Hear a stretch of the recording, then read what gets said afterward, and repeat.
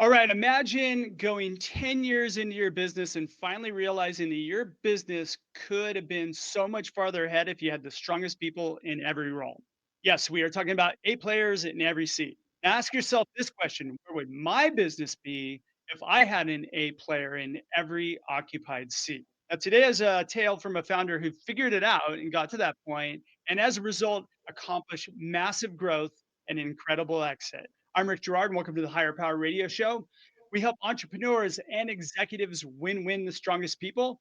We do so by sharing insights from top performing rebel entrepreneurs, game changers, and industry leaders like our guest today, Mr. Michael Houlahan. Now, Michael is the co founder of Barefoot Wine Brand, which I'm sure you've all heard of it. I remember going to the store and seeing the little footprints leading to the wine. His new business audio theater, and a New York Times best-selling author of The Barefoot Spirit: How Hardship, Hustle, and Heart Built America's #1 wine brand. Michael is also an international speaker with over 2 decades of experience and has spoken on entrepreneurship and business throughout the world. He advises startups, build ups, and build outs how to get from ideation to monetization, which is what makes Michael the perfect expert for today's topic. Michael, welcome to the Higher Power Radio Show today. Pleasure to be with you, Rick. It's a pleasure to have you. You're a two-timer. Were you on like the beginning of COVID? That was a long time ago with you and Bonnie, right? I think we were both a lot younger then. I think we all were. I definitely have more wrinkles that kind of showed up here Yeah, somewhere. it's funny how that happens. All right, well, cool. I'm excited to talk to you because there's a couple things we had talked about. One is this concept of, I think we started with turnover and then we evolved into hiring the right people.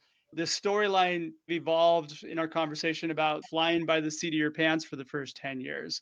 So let's hear a little bit about that story. And then what was that realization moment that got you to the point where you were thinking, you know what, something's got to change? Well, I think all entrepreneurs, and I have many entrepreneurs as clients, uh, tend to put their stock in what they're selling and their product or their service. And it takes them about 10 years before they realize that they're really in the personnel management business. It doesn't matter whether their core business is plumbing or aerospace or technology. They have to hire people. They've got to attract people. They've got to train people. They've got to prevent turnover. They have to have a positive company culture. Well, we didn't realize that. We were just like everybody else. We were focused on wine, right? We're trying to sell wine. We have to Yeah. sell wine or we're going to go out of business.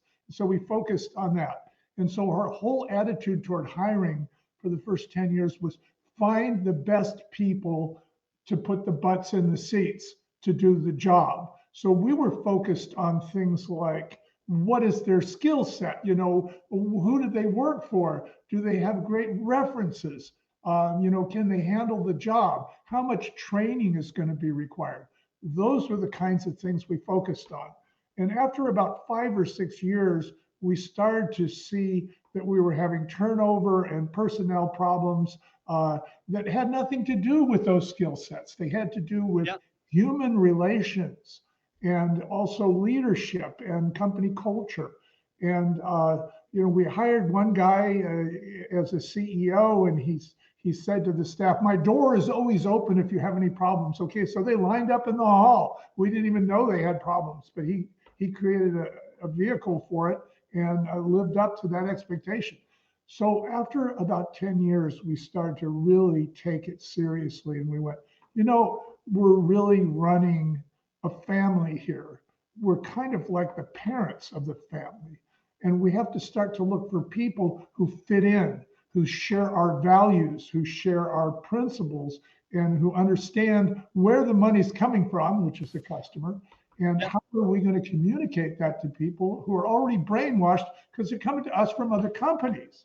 Companies were just like we were. They're going, well, are you skilled? Do you do this? Do you do that? So that was our early experience, Rick, and wasn't pretty. And by the way, most companies experience that same thing. I can say that we tend to look at skills and really become myopic in, do they have the skills that I need to where I don't have to do a whole lot of work to get them up to speed? And then we kind of ignore the rest of the more important things like, hey, is this person going to communicate the same way in which everybody else does? Or are they going to be able to function in our environment from a, I like how you said culture, but like deeper than that, do they align with our core values of our company? Because if they don't, that's a major hiccup. And one of the things that I've found to be one of the biggest reasons why people fail within organizations. A lot of times you can bring out a player from one company and put them into your company, and they can become a C player real quickly if they Absolutely. don't operate the same way.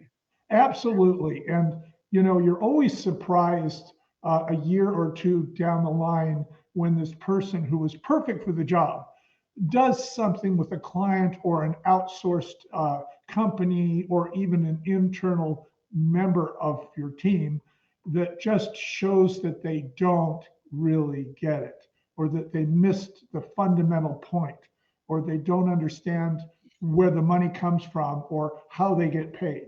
And You're a so, much nicer boss than most people. A year and 2 down the line, that's a year or 2 like, I well, used to give 'em 6 months. all I'm saying, Rick, is it's surprising how well they behave without any real understanding of what's going on. And Very part of true. that is our fault because we're not monitoring them. But the way we find out is there's a blow up, right? And either you lose your best customer, or you've disappointed somebody, or the people that you're contracting with don't perform all of a sudden.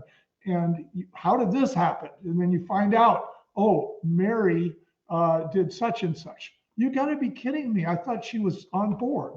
Well, then we talk to Mary and we find out that she has a completely different understanding of how things work. So when that happened a few times, the first thing we did, and it sounds cornball, but you might enjoy this for its comedic reasons, we created a money map.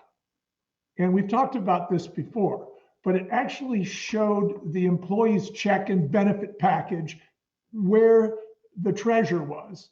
And then the treasure hunt was going through all of these other companies and people where the money changed hands, the product changed hands, until finally the money got into their check.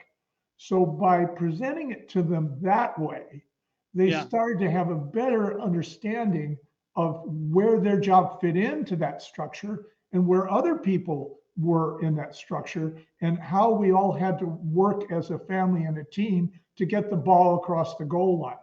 So, but that was just like one tool that we created that made such a big difference.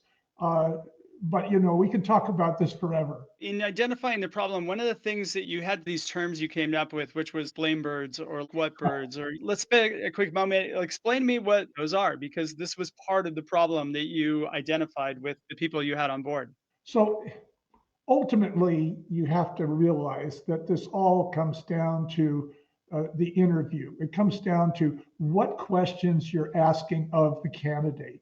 Uh, and so the real exercise is, how can I ask the candidate a question that will tell me where the candidate is at in terms of basic principles, morality, social consciousness, et cetera, those kinds of things that you've been disappointed with, say, in the past.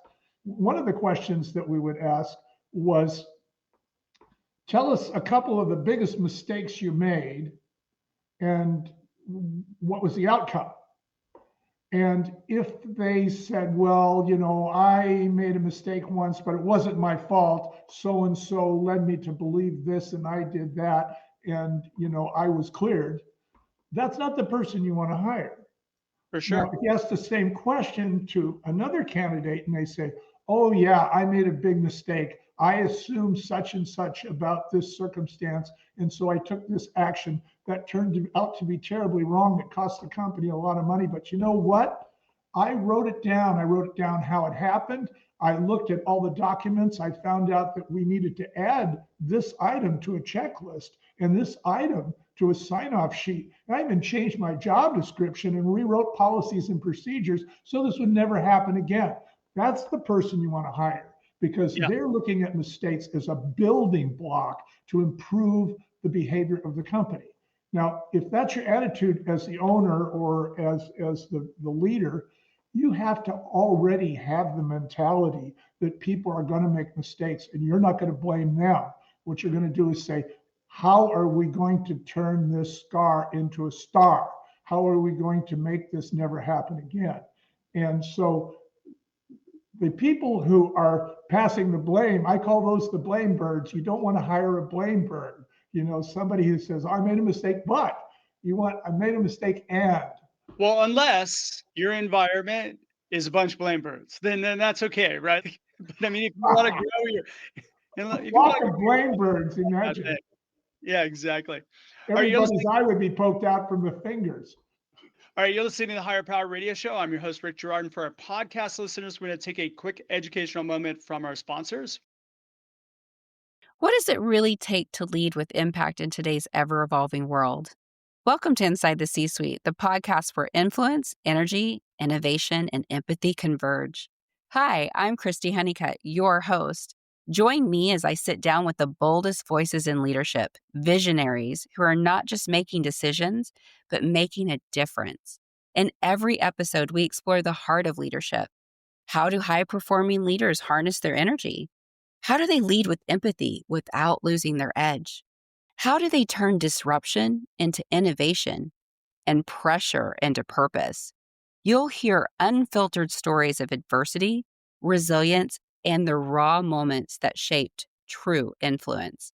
This isn't about perfection.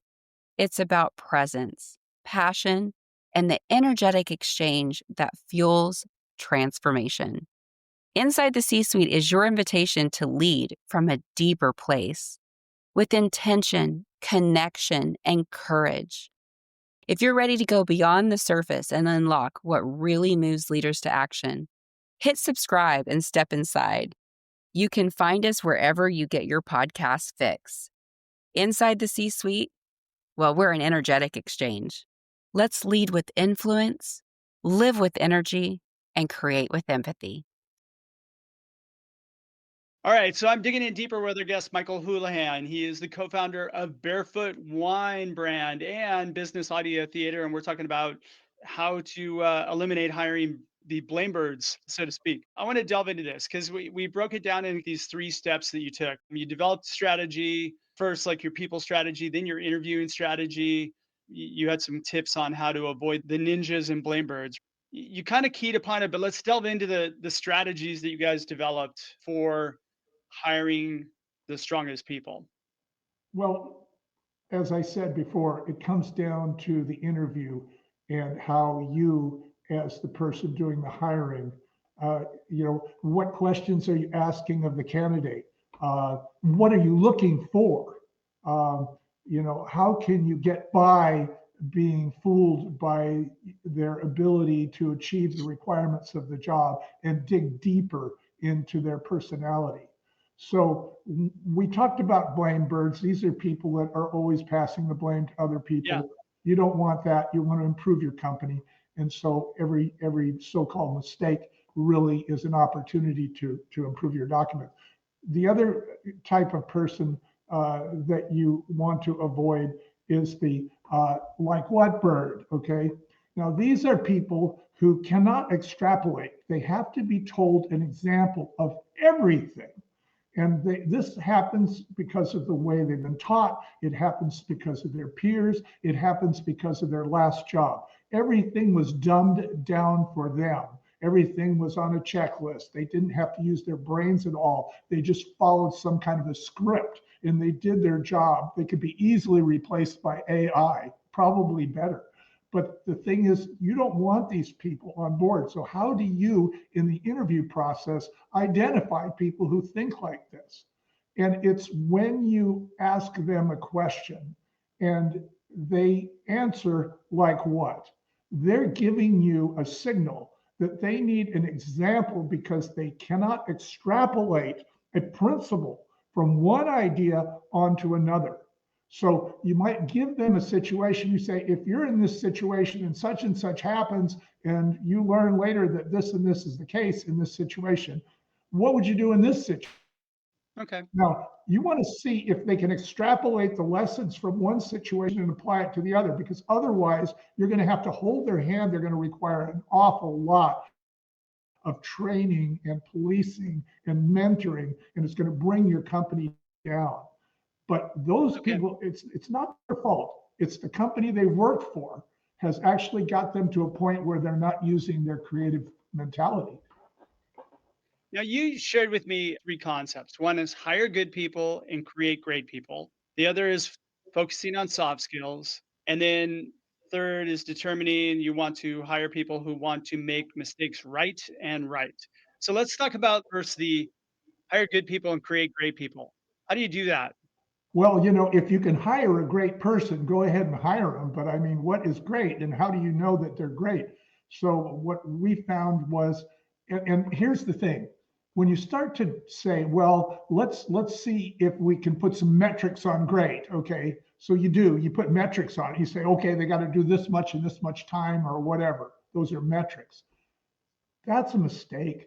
What you really want to do is you want to see how they behave in terms of their soft skills, in terms of their communication, in terms of their ability to articulate what it is that they want and what the company needs to other people. How few words can they use to get how much ideas across?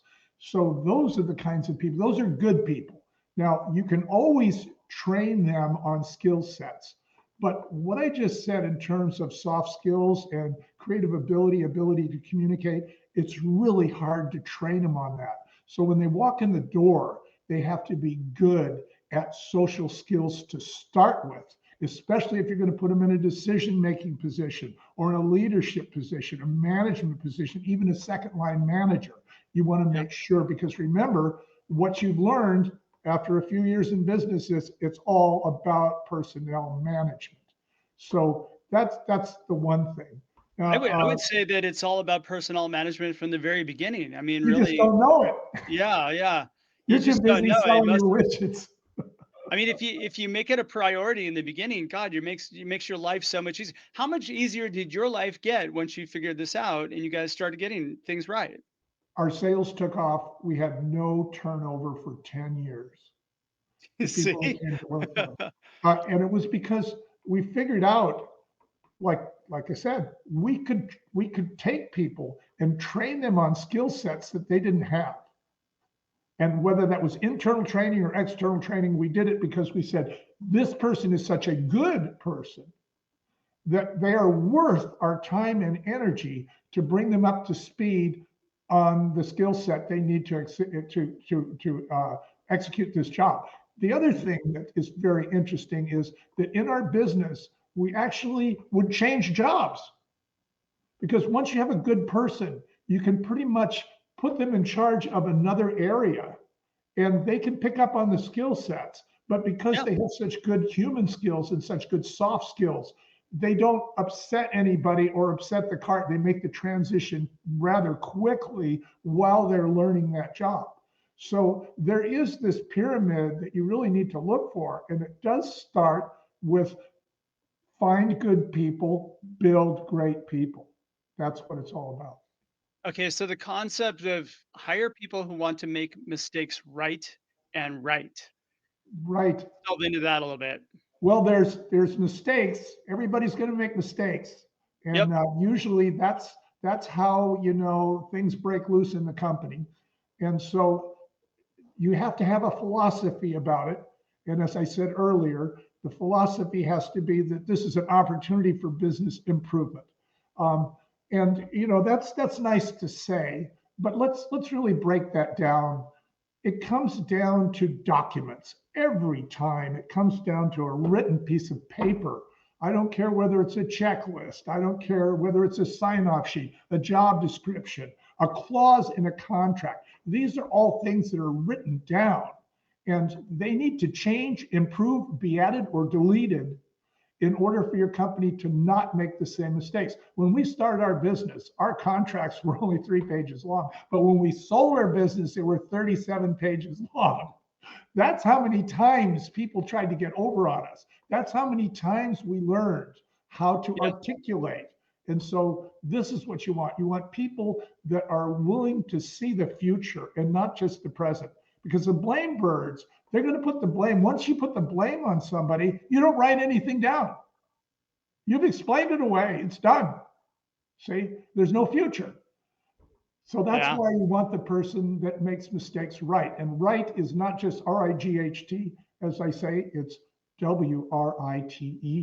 I love the fact that you said you make these mistakes as view them as improving the company because you're right. Everybody's going to make mistakes.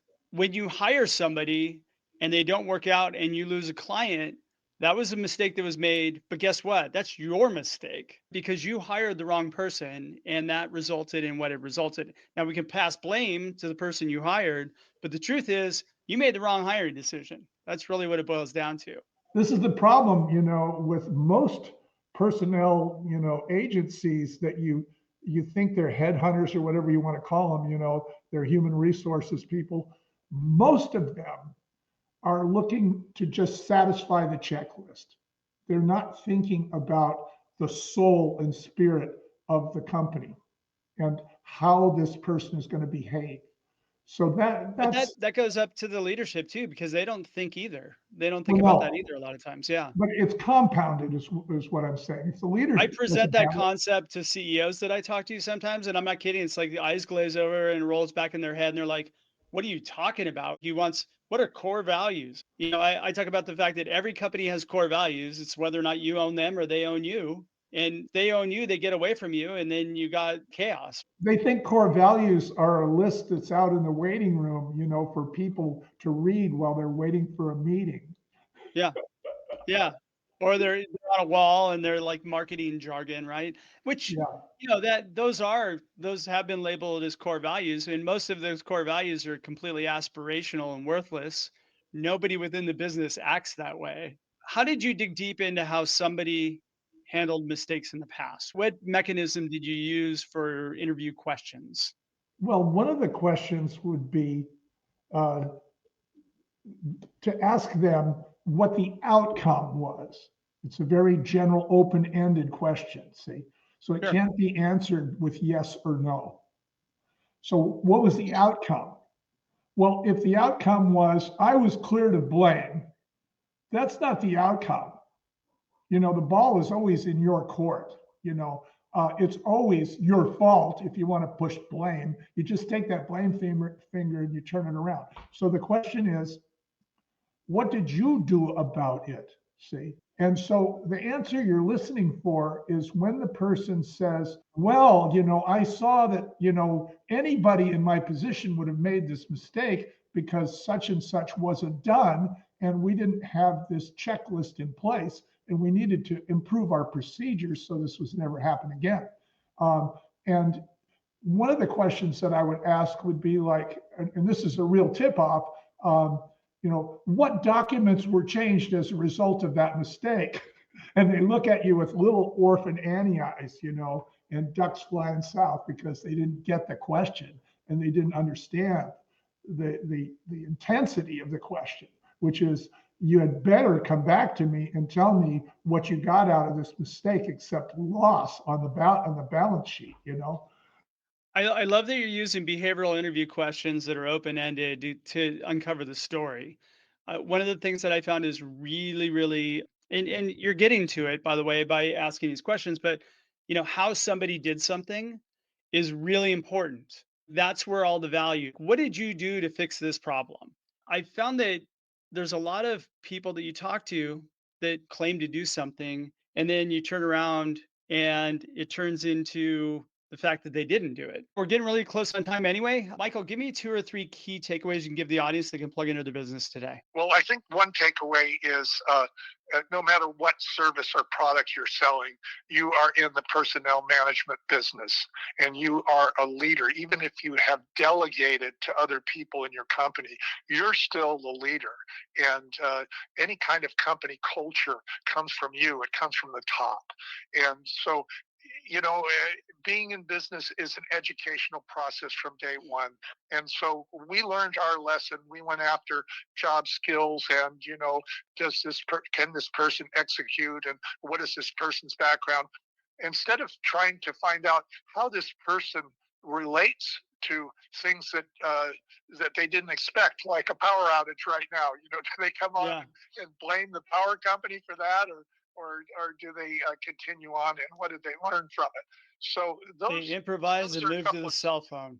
exactly grab themselves. So in other words, what you're looking for, it's the difference between listening to and listening for. Yeah. When you listen to, you're listening to what they have to say. When you're listening for, you're listening for the things you need in your company that you have finally realized are necessary to prevent costly turnover, wasted training, and false starts. Boom. And that is the mic drop moment. I love that. Michael, thanks so much for your time investment today. And again, welcome to the Higher Power Radio community. Now, what would be the best way in which members of the audience can reach you, find you, and your business? www.thebarefootspirit.com. Okay. Do you want to drop a quick plug for the Business Audio Theater? Yeah, if any of you are founders of companies and you've had your company for 4 or 5 years, and any of this stuff that I have said today resonates with you, you might want to take a look at businessaudiotheater.com. Because it's a new product where we take your history and do a 1945 radio show about it for you to recruit people of like mind and keep them interested long enough so that they identify with and pull for you and your successes in the story. So we're using story as a tool to help onboard the right kind of people. Like we say, hire good people, build great people. I love that. All right. Well, I want to thank you for attending this week's episode of Higher Power. A quick, huge thanks to our team, Brian Colburn, Andrea Ballin, and Ayla Gerard. If you're listening to the podcast, please subscribe, review, and share. We're listening and we welcome your feedback. And after all, this show is for you. You can check us out further at Higher, H-I-R-E, Power, P-O-W-E-R, Radio, R-A-D-I-O.com. Or you can drop me an email at rick@intertrue.ai. I'm your host, Rick Gerard, and you have been listening to the Higher Power Radio Show. Aloha.